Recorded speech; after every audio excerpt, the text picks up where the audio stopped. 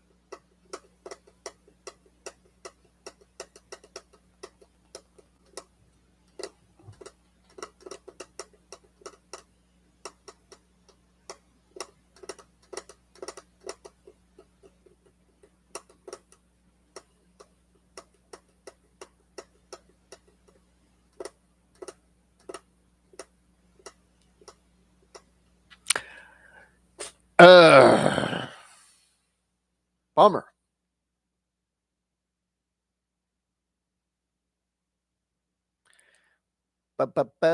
Bummer. Anybody going? Anybody? Yeah, come on, get on this shit. Oh my.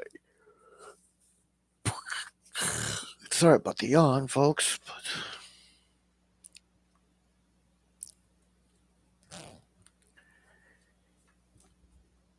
anybody? Anybody?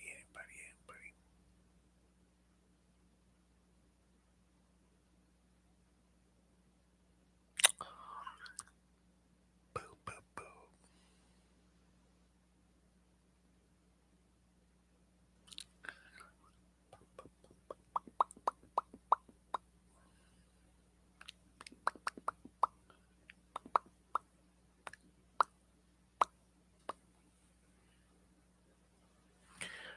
Well, this is in Bearskin.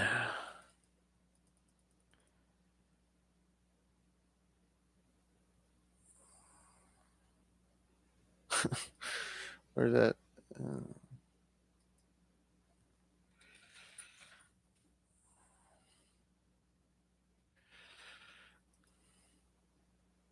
guess not.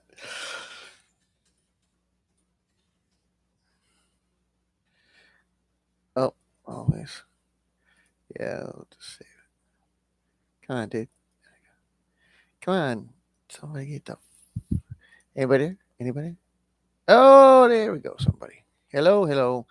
Just thought I'd wait till there's at least somebody to talk to before I began talking. Yo, how's it going? Oh yeah, what's up, man? Yeah, just thought I'd wait till at least one person got in before I started speaking.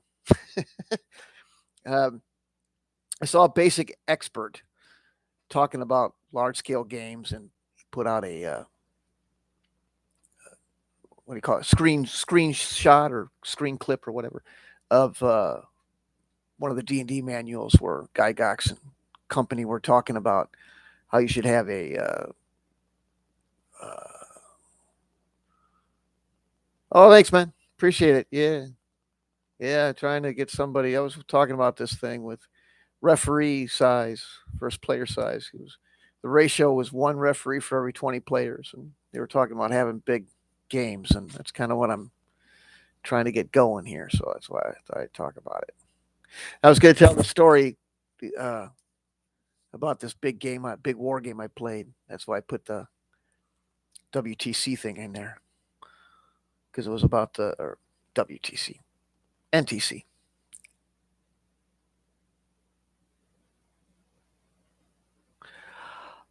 Could be. I don't know. I saw the biggest stuff I've ever seen was there's one in England where they did uh,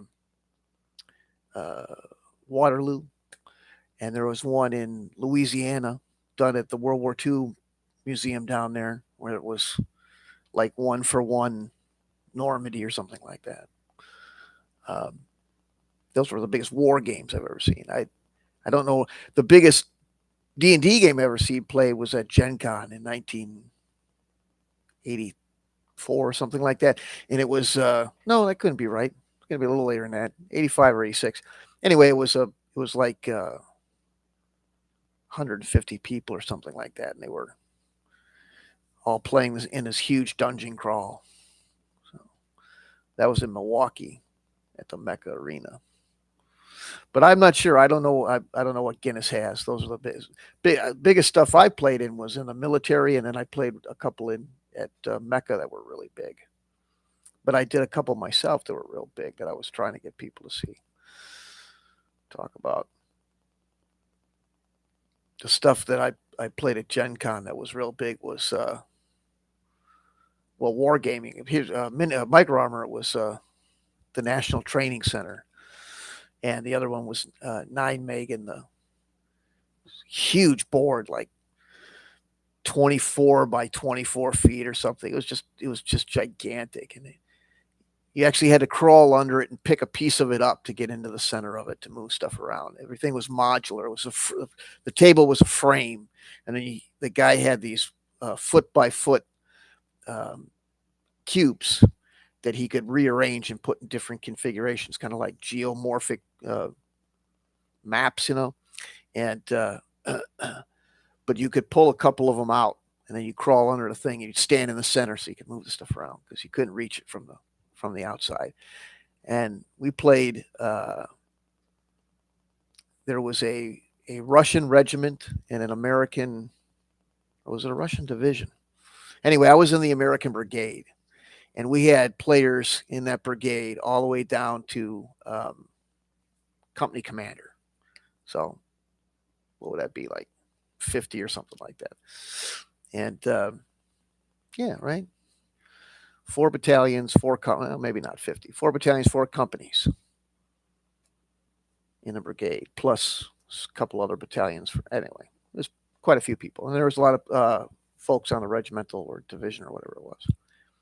And we played these games. My whole point with bringing it up was I was going to tell people these stories and then explain how, like it seems counterintuitive, but if you have more players, things will actually go faster, especially in wargaming. Maybe people might make the argument on role playing that it wouldn't work that way, but I think it would. And there's a lot of people involved in in making large war games. I don't think a lot of people see. And uh,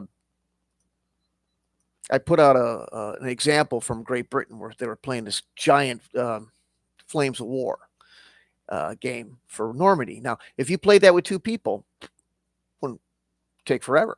But they had about 5 guys aside. And they said it went faster than playing a normal size scenario with two people. You just had more brains working, all that stuff. That's kind of what I wanted to do as a service. I've got software that sets this whole thing up so that you can play in large groups, and you don't have to be there all the. I think that's the part that I can't convey properly. Is people are like, "Well, I don't have 5 hours a day or whatever." Well, yeah, but this wouldn't be like that. You would sit down for a briefing. You would write out some orders. You'd get some information about what had happened last session. So you're talking maybe an hour, uh, maybe a week, where you go through this briefing, maybe two at the if it gets real detailed. Everybody sits down and it's not just paper.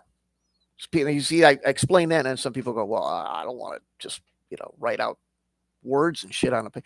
No, it's you write out orders, yes, but then you would visually see what was going on, and you could make decisions and things like that. And then you'd get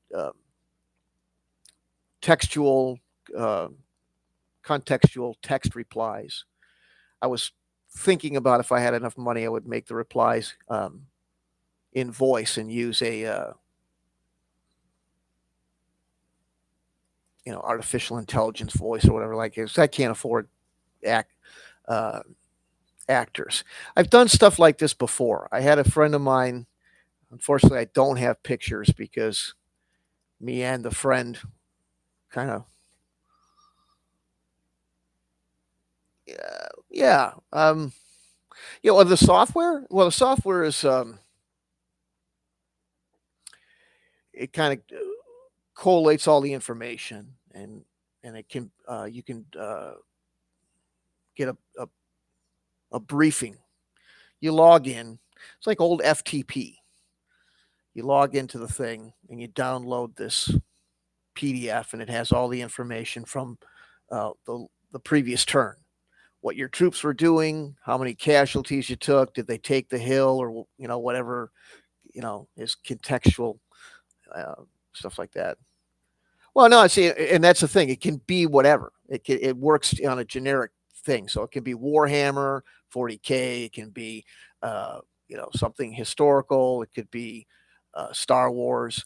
Um, if it was sci-fi and stuff, I really would prefer to get some sort of voice instead of text because it just makes more sense, with radios or something like that. But I'd have to buy one of those. I saw a service that gives you 200 AI voices, and I thought maybe I could use that.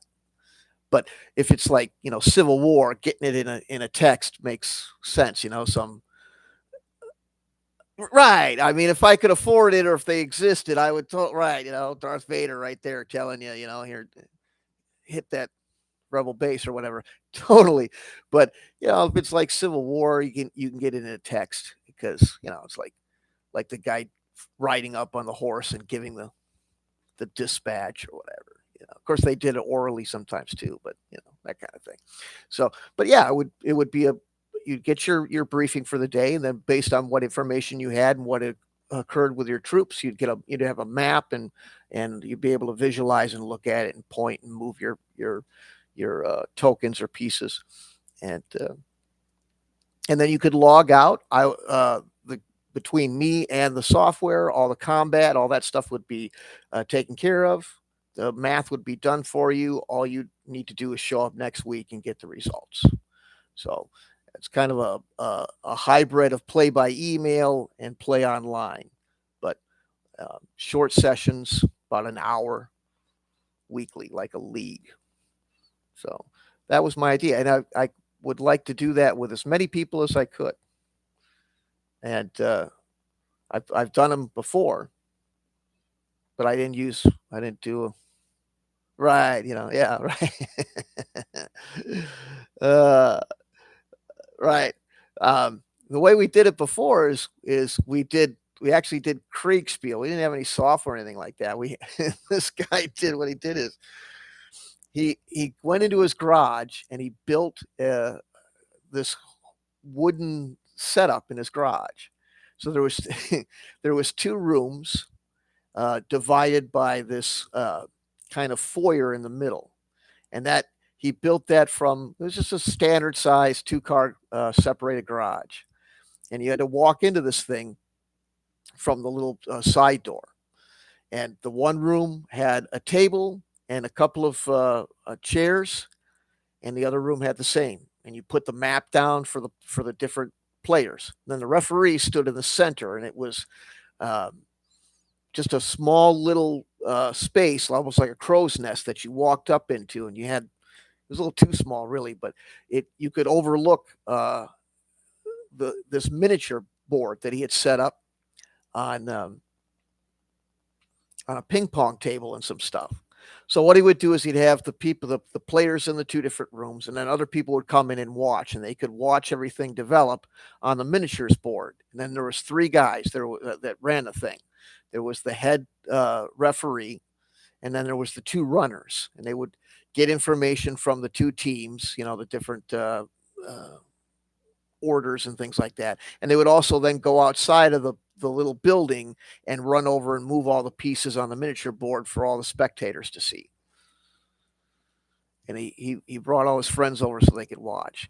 And what he wanted to do was he wanted to charge people, to come in and make it like a whole spectator sport type of deal, which didn't really work out that well. But it was fun to play the game that way. It was like the old Kriegspiel. And I could do the same sort of thing uh, with some software and just a communication via Twitter, or I have a forum that I prefer to use, and just kind of a play by post type of thing.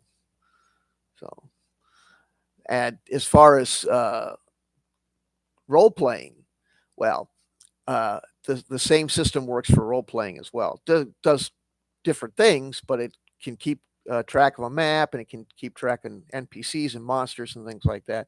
So I could easily handle 20 people playing one role playing game or a dungeon crawl or something like that with this stuff.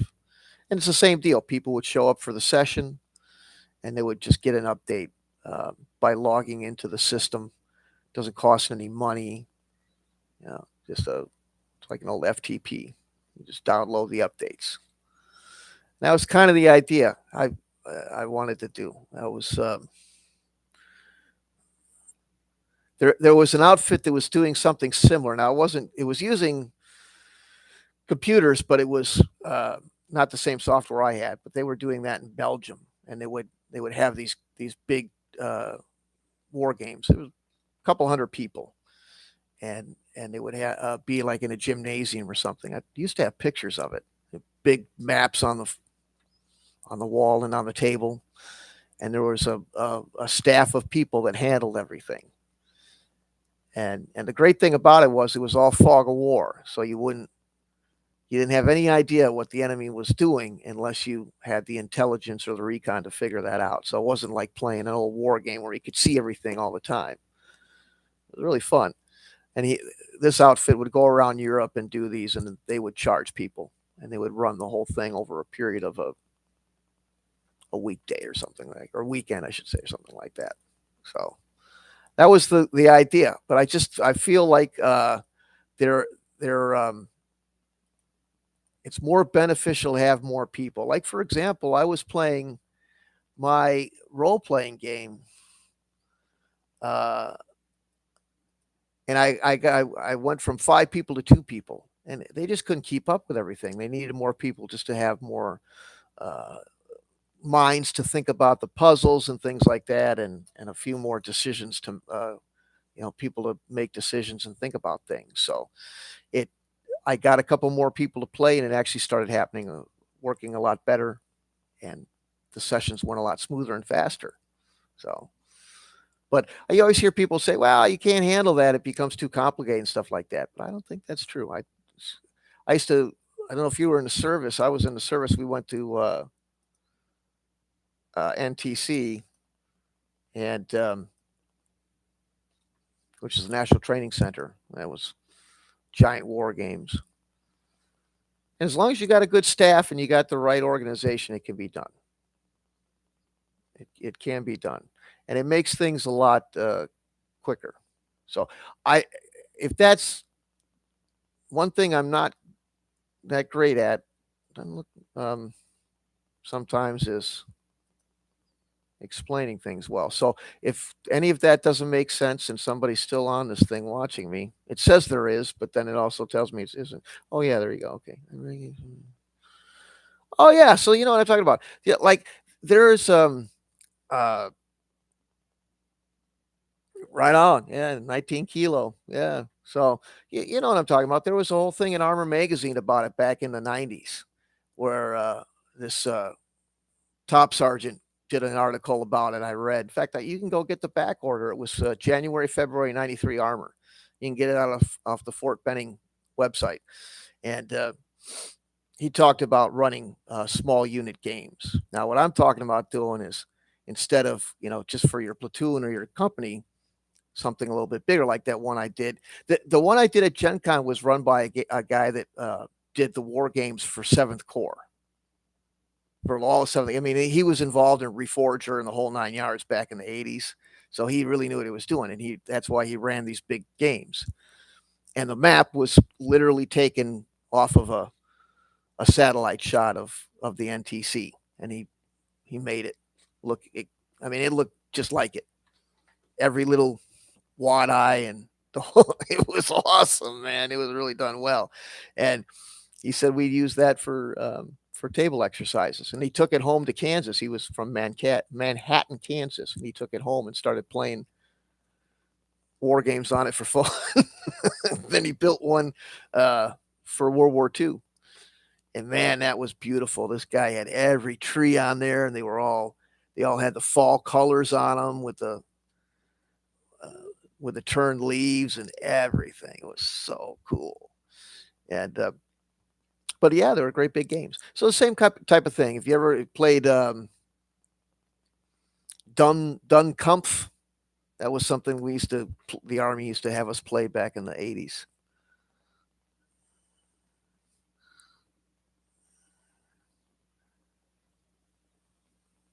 Oh, right, yeah, yeah, yeah, yeah. I I brought with me. I brought Air Cav, the board game from West End Games, and I don't know why the hell I brought it with me, but I did. And I had it laid out one time in a barracks, and the company commander came by, and I thought, oh, this guy's gonna really rip on me or think I'm some sort of fucking weirdo. And he's like, I got that one.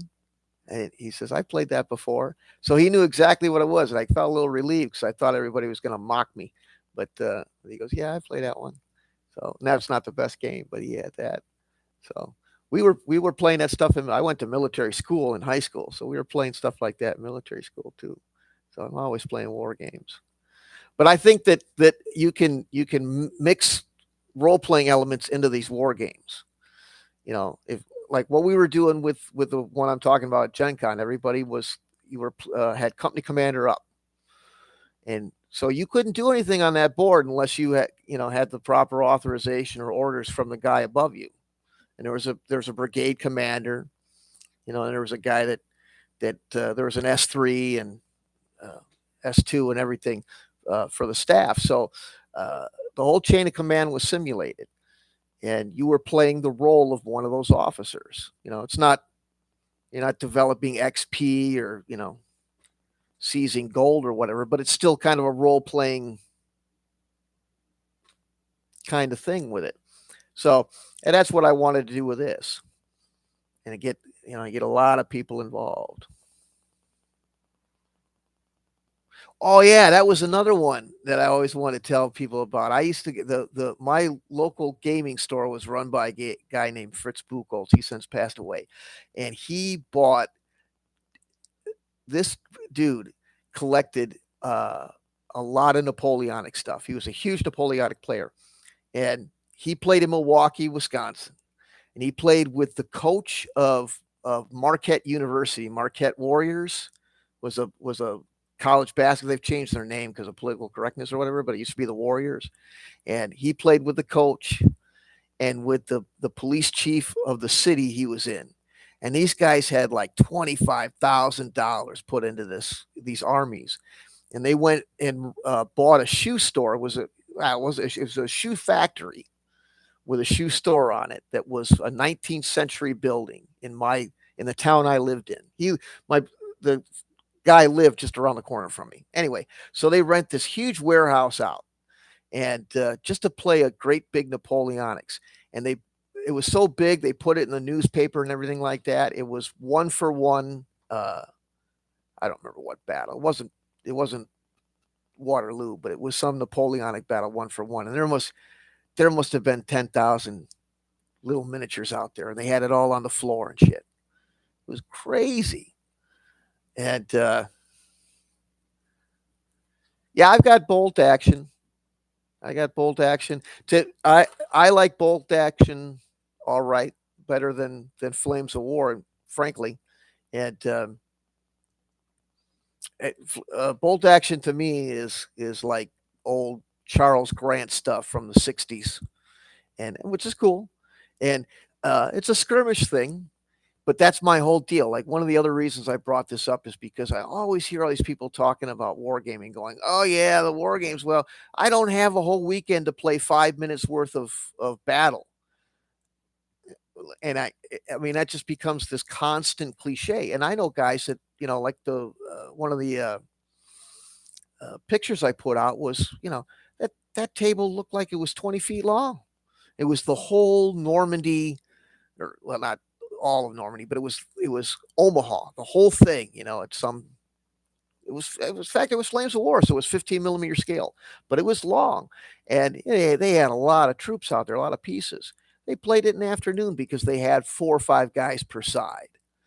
But if you show that to people who know wargaming, 90% of them will go, "Oh yeah, well shit, you'd never finish it. It would take forever to play." Blah blah blah. No, they really don't. Especially if you have somebody who's organized and facilitates it for you. We used to do the tabletop exercises in the army too, and they didn't take forever. You just had to be prepared, and that's the kind of stuff that I can do, is be prepared and have all these ways to make it run a lot faster. I mean, imagine, like, I know you're playing 40K. I saw you talking about 40K. Imagine playing 40K where you didn't have to look up at any tables, you didn't have to think about anything. All you had to do is tell your guys where, move them where you wanted to, and say, "I want to shoot at that guy," and just get an instantaneous response. Because that's what, well, instantaneous might be a little, but in 2 seconds, get a response about what happened. You got hit, you got damaged, he went down, whatever. No, it was just one solid thing, and they had 5 guys on a side. Now I'm sure they all took sections of it, but probably had it all divided up, between Dog Green and Charlie and all that, as far as the beach goes. But it was just all solid, not like an old. I know it's like the old COA had them always divided. Those old COA maps they had us do in the service. Oh yeah, yeah. I used to play a video game that was like this. Like, I played it was called Talonsoft West Front and East Front. And you could play from a battalion to a corps of 3 full divisions in platoon level uh, models on a PC. And I'd play with one guy and he goes, "Oh yeah, you don't want to play the big ones, they'll take forever." But you could also play it networked with 16 players, and everybody could take their turn on one side at the same time. So if you had 8 guys on a team, you could make 3 divisions move pretty damn fast. And so just adding a few extra players made everything go a lot smoother and faster. But yeah, that's what they did. They would all I'm sure they broke it up between move and shoot, just so that everybody could see what was going on. You want to be able to see your opponent do the die rolls and stuff. But yeah, they all did it at the same time. And with my software and just a forum, I've got a free forum called Pro Boards. You don't have to pay anything, just the usual screen name and password deal, and just post what you want in there. Post your orders and all that, and I can do the whole thing from my system and give you a graphic map and an update. Goes real fast.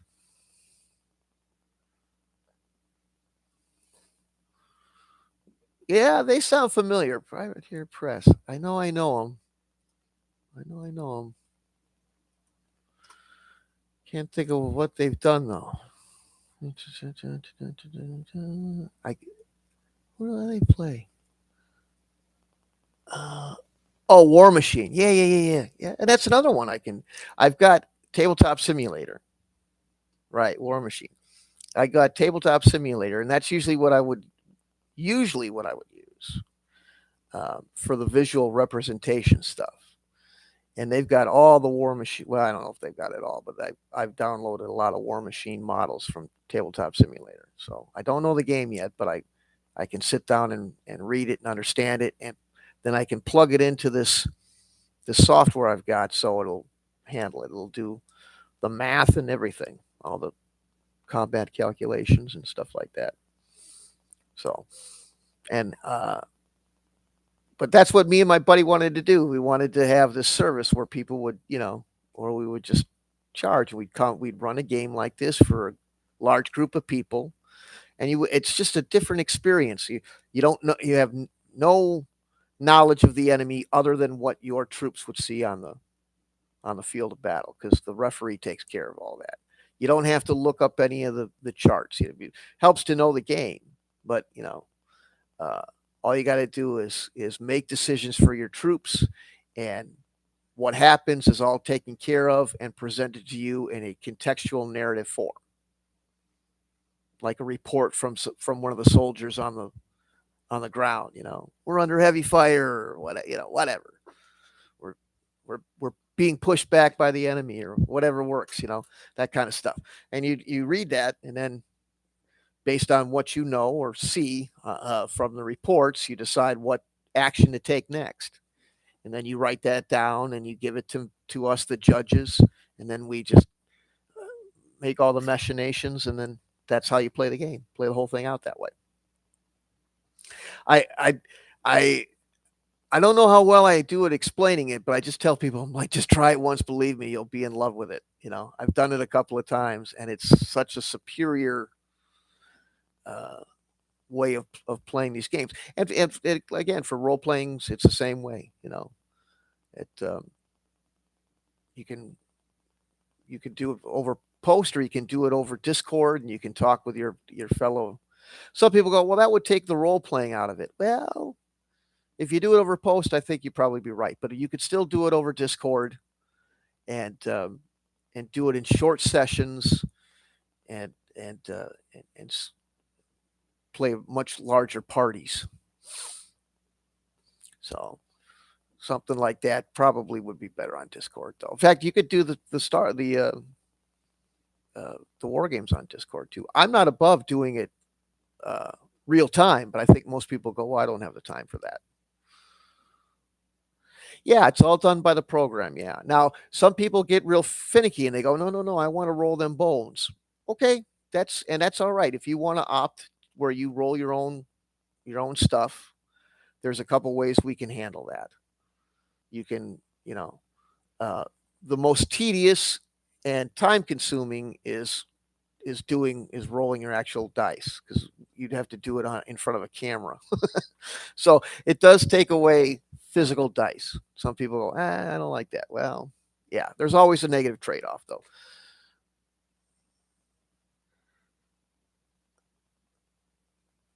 Yeah, yeah. I Civilization. There was an Avalon Hill Civilization. Guys used to play by email all the time years ago. Then there was Sid Meier's Civilization.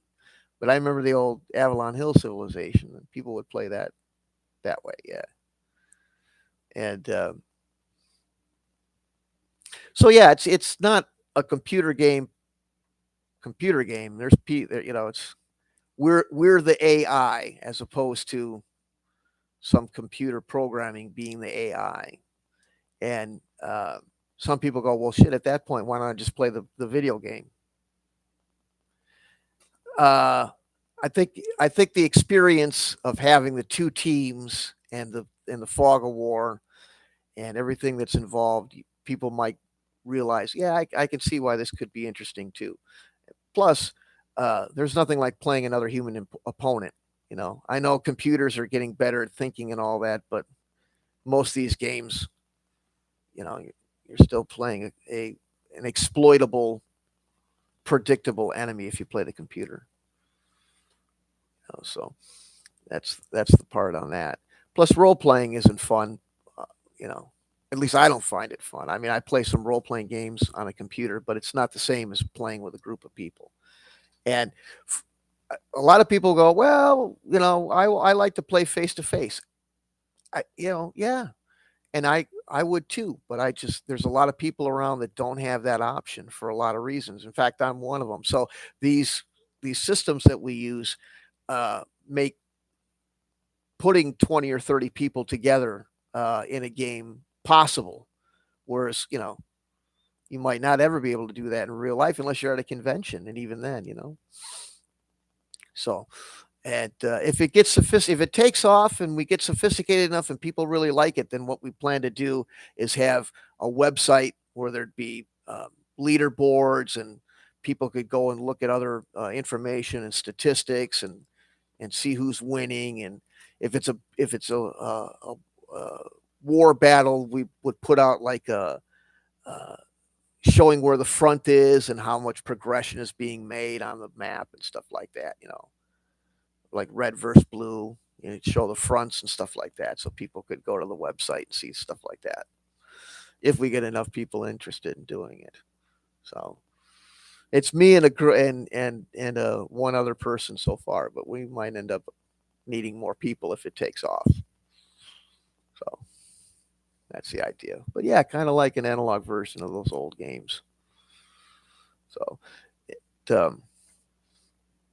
I had one that did everything in real time, but that company folded, so they don't have the server support isn't there anymore. And I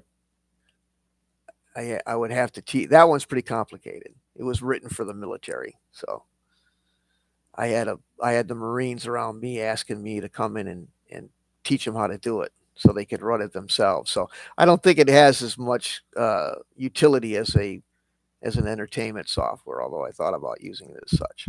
So, but this works good. It's a good compromise between DoD level stuff and just playing for fun.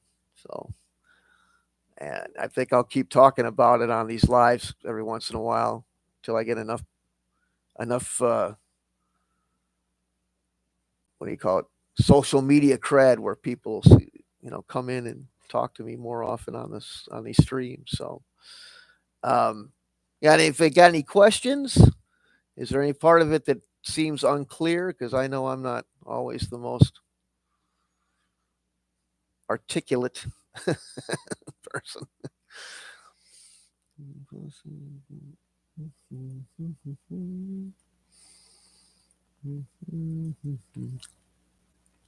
Yeah, but that's okay. Well, yeah, as far as rolling on your own, yeah, um, yeah, it would take care of everything. What it you have to you have to put that information into it. It's almost like Excel, and but it'll put out a yeah, that's true. Yeah, so and it's not some of the other things you'll see like if say you're role playing and you come across some unknown monster and I explain it to you, but you go, I don't know if I can really visualize it. This system will can can send you a picture of it right to your screen without having to give away information you don't need and stuff like that. So um, it'll give you all the information you need for units that you have um, digitally or in PDF. know, little card showing you how many tanks are in your platoon, those kind of things. It'll give you all that. And I have to program it in to do that. Yeah. So I know it's splitting hairs. A lot of people still look at it and go, well, that just sounds like a manual way to do a RTS war game. Yeah, a little bit. Yeah, I've tried to push it on Twitter, and I think the only hindrance to doing it over Twitter is that Twitter doesn't always give you uh, every post.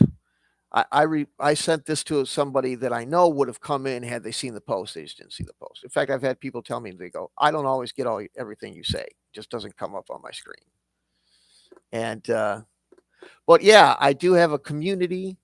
I thought I could have more than one community, but I guess I can't. But that's okay. I can repurpose that, and I can do it on Twitter, or I can put it into circles, and I think everybody will get it if they're in the circle. That might be another way to use it too. And but the server thing is just, you literally just log in and download a PDF. Once a session that gives you everything, all the information, stuff like that. And so, um, but I think it would be nice if I could show it to people. But in order to show it to people, I'd have to have participants. It doesn't work with just two people. It needs a lot of people. Well, not a lot. I could probably do it with, like, do a demonstration with, you know, 5 or 6. But it can handle 20, 30, 40, or 50 easily enough. And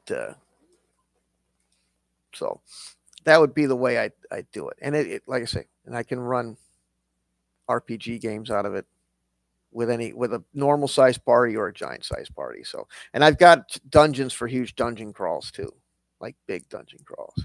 I don't tell people what they're made out of because I want that to be a surprise. And but they're not randomly created. I took some inspiration to make my huge dungeon crawl. So, but that'd be another way to test it for the RPG side, is to get people to do that. And that way, I think the best way to do a dungeon crawl like that is to have people split into their own parties, where they're not really working against each other, but the competition is how much gold or experience can your team collect out of the thing, or something like that. That's what I was thinking anyway. My other idea was to run it. Well, that was for I've got a custom role playing game too, um, which I could do over the software too. But I was thinking of doing a tournament. Oh yeah, I just like everybody else, just like wargaming. Everybody in wargaming has their own set. So I decided to make my own role playing game set because uh, when I first heard about OSR, I misunderstood what it meant, I guess. Of course, there's some debate on what it is now, but I thought it just meant people that play games from the 80s and 70s, like the original games. And I noticed that most people don't do that. So I go, um, maybe I'll make something up. And then I saw a lot of clones, and everything seemed just to be that, a clone of D&D or something. So I decided to take a different route. And I made a system that doesn't have the constitution, the strength, all that stuff is not there. It's also extremely lethal, and there's not hit points. There's wound levels, but you can only have about 4 of those. 5 if you have toughness. So that's like the max.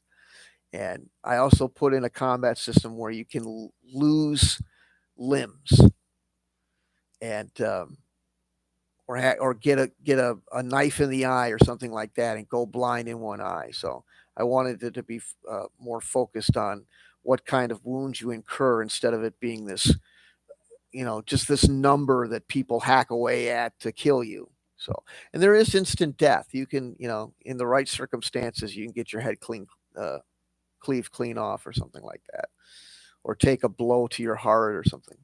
So I had that uh, for the combat. I have, instead of the dexterity and all that, I have attributes, and they don't change. They're just something you get. Sometimes you lose them, sometimes you gain new ones, but it's not like you can't expand on them. You know, they're just there, and they give a, a bonus to certain situations. There's no armor class either. Just your armor mitigates damage based on how heavy it is. That's it. And so the combat plays out quicker and a little bit more theatrical than other combat systems. There's also a grappling system and all that. So wrestling and stuff. And as far as magic, I wanted to have that different too. So I have different disciplines that you can customize. You can pick and choose. So you might want to just be focused on fire magic or electricity like lightning bolts or stuff like that. And you can have more than one, but you can't have them all. And so instead of having this big bunch of first level spells, it's all these smaller little things. And for optional rules, I want to put out an optional rule module later about having more customized magic, where you actually use ingredients and you can write your own spells and stuff like that. So um, I also have motivations for people. I notice a lot of people go, I'd love to do role playing, but I'm not a very good actor. I don't know how well I do with the role playing and all that. So I made these things called motivations, which are just a couple of, instead of having a giant backstory for a character, you can have a couple of motivations. Just kind of help people decide how to play their character. And I also have advantages and disadvantages because I wanted people to see that all humans are flawed and you're not always good at everything. So you might have to play with a bit of a handicap, like you might be what's the word, acrophobic, afraid of heights, whatever, things like that. So, and if you get wounded in battle, it might affect you for the rest of your life. If you lose a couple of fingers or you lose an eye, it'll be a little harder to fight next time. So those kind of things get put in the disadvantage slot. And of course, some people have advantages. They were born extra tall, so they've got a long stride to run or whatever, things like that. So I have a whole different setup for character creation, combat, magic. The skills are fairly similar. I don't use D20. I use 3D6 because I like the bell curve. But if you picking locks or things like that are pretty much the same. Roll your skill check and see if you pass. Saving throws similar. And then I've written up a whole set of creation of let's see, I got a list here. I was going to tell people. I got dungeon building.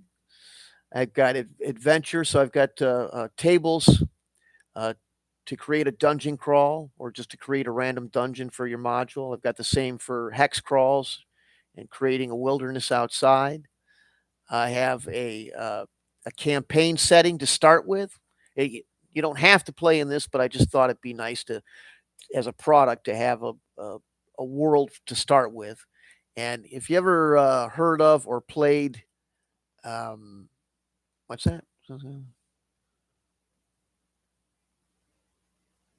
Don't have skills. Okay. Yeah. Yeah. Yeah. I just kept it fairly similar in that stuff because I just kind of didn't want to reinvent the wheel. And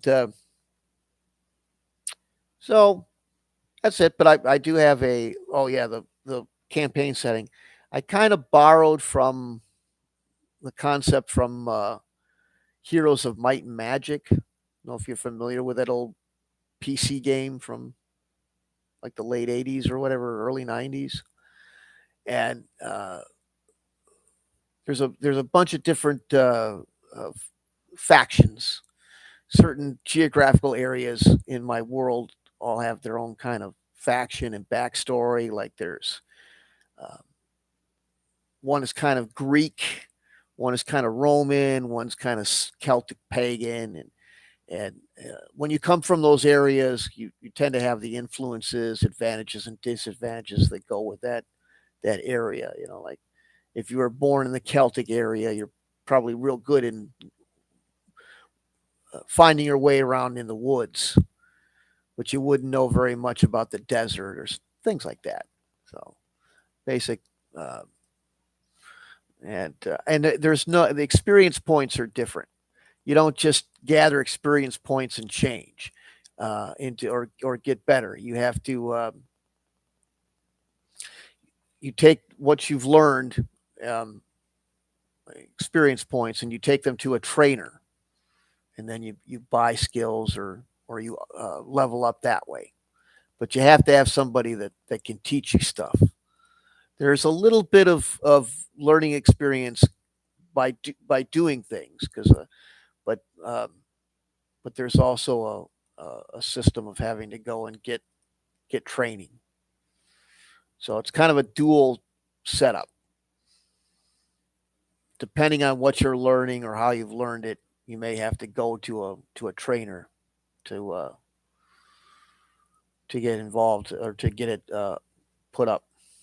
So there it's either way, and I just wanted to have. I just never liked the idea of just all of a sudden I've gone up a level. Now I'm suddenly better at everything just because I crossed some imaginary points threshold, and so stuff like that. Social class, I put that in there too. I have that for interactions. I have a whole system of social standing within a peer group, and if you're ugly, you won't be as good at that. So things like that. There's some of the stuff might not be considered politically correct. Like if if you're if you're overweight, you may not be well received by certain societal, you know, standards. So things like that. Or if you're, like I say, permanently marred or something like that. So, but I wanted to have social standing. So, uh, just another mechanism to interact with the NPCs of the world. So, um, a couple other things I borrowed from the old D&D was a whole birthright nobility thing, because one of the areas I have is very Arthurian, and it's all about birthrights and titles and that sort of thing. So I've got that system in there too. Anyway, so I've got a demo for it. I was looking. In fact, I put something out. I was hoping I could get a party to play. I have a small scenario where you're hired by a local ruler of a principality to go and find his wizard. He had a wizard that was helping guard his realm and give advice to the king, and the wizard just disappeared. Nobody would ever go to the wizard's tower because the wizard's kind of scary and intimidating, and uh, everybody's kind of what do you call it? Afraid of it, superstitious about magic. So he has to hire some adventurers to go into the tower, the wizard's tower, and see if he's in there or find out what happened to him. And there's all sorts of things inside the tower that you have to deal with to find the wizard. So that was my little demo module. I could do 5 or 6 people and play the game that way. So I wanted to do that, and then I wanted to do the tournament to show the combat uh, portion of it. And the tournament was just people would go and they'd roll up a character, and they would compete against one another in combat. And whoever won would get a copy of of the rule set for free when it's finished and printed out. That would be the tournament. And I wanted to do it like on Discord or something so other people could listen in and learn about the system. That was how I was going to introduce it. So, so I've got the campaign realm and about 5 modules plus the rule set.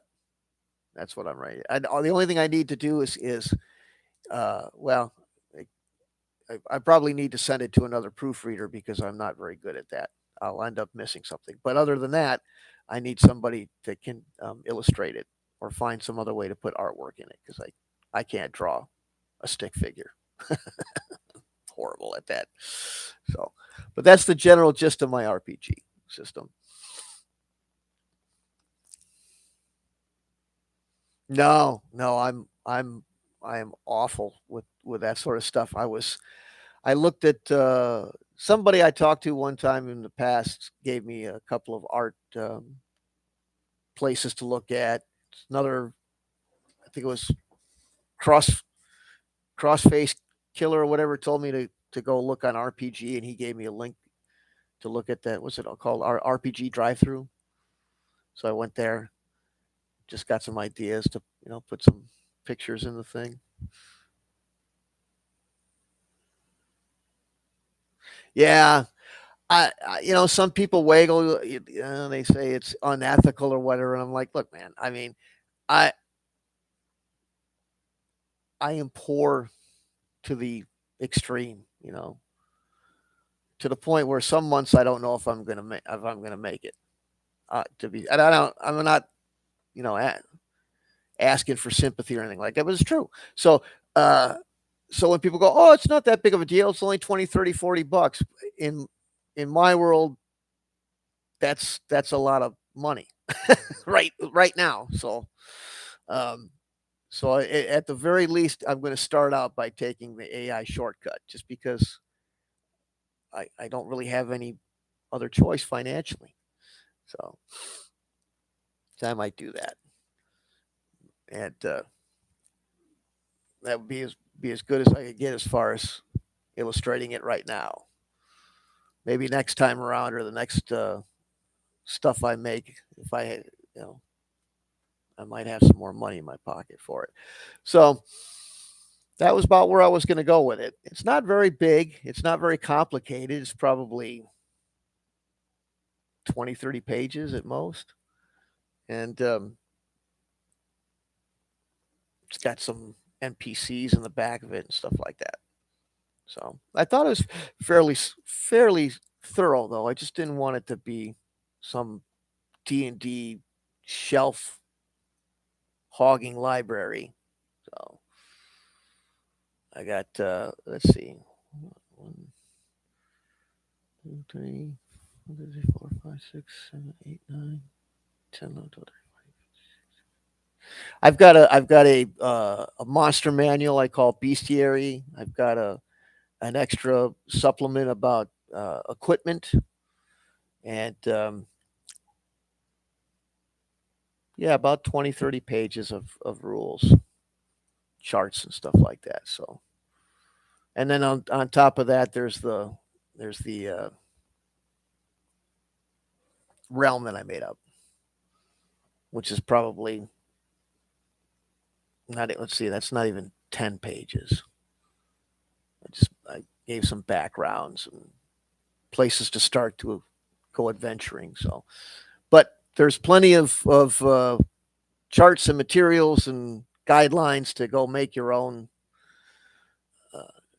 your own adventures. And then the next thing I want to do after first, like I said, I want to put out the optional rule, more more involved magic thing, and then I want to go back and take the whole same system and make it so that it could be used in sci-fi, and then do it and make it for modern, like guns and stuff like that, or historical wargaming, like Behind the Lines, Commandos, or something like that. And just keep going back and doing the same. I want to have a set of rules or a set of genres that have at least fairly common rules concepts, so you don't have to keep relearning stuff every time you do that.